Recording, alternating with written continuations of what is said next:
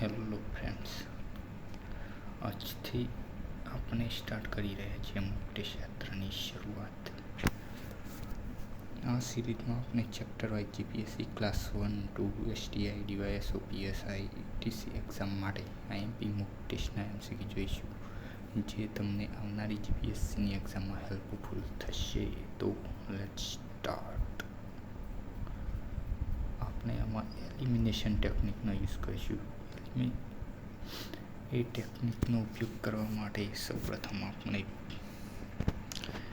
Statement જ્યારે જોઈએ ત્યારે નીચેથી જ સ્ટાર્ટ કરવાના સ્ટેટમેન્ટ જોવાના.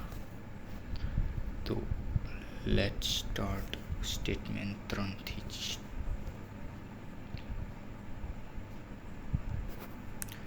હિમાલય પર્વત જ્વાળામુખી પ્રવૃત્તિ માટે પ્રખ્યાત છે. તો આ છે ખોટું.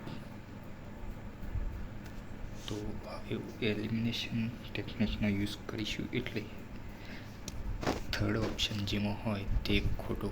એટલે 1, 2, 3 આ ગયો, બી ગયો, સી ગયો, ડી. તો બધે ઓપ્શન એ માટે સાચો જવાબ થશે 1 અને 2.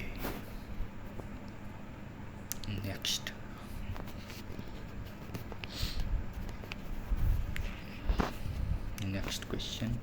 ભૂગર્ભીય ચળવળ વિશે નીચેના નિવેદનો ચકાસો.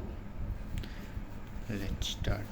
પ્લેટો હંમેશા સ્થિર રહે છે અને કોઈ ગતિ કરતી નથી.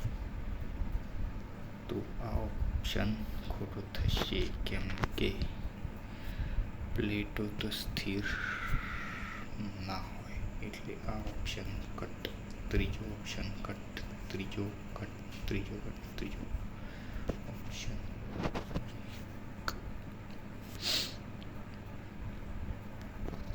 Next question.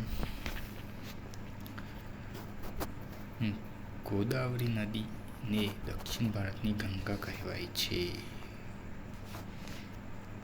તો આ તો સાચો. સોરી.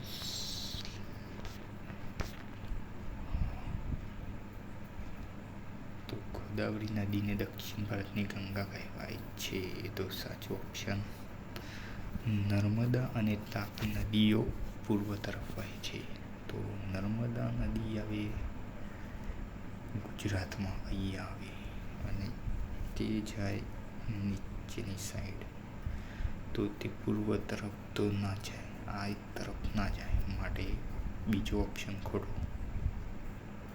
બીજો જેમાં હોય તે ખોટો. એટલે બીજો ખોટો, આ ખોટો, આ ખોટો, માટે આન્સર સી સાચો. 1 અને 3 સાચા. નેક્સ્ટ. ભૂમધ્ય રેખા વિશે નીચેના નિવેદનો જુઓ. તો ભૂમધ્ય રેખા ઇક્વેટર એટલે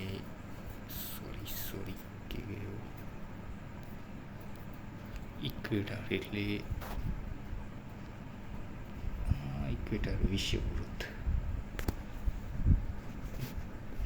ભૂમધ્ય રેખા પર 10 વર્ષે 6 મહિના. ભૂમધ્ય રેખા પર દર વર્ષે 6 મહિના રાત્રિ અને દિવસ રહે છે. તો એ સ્ટેટમેન્ટ થાય ખોટું.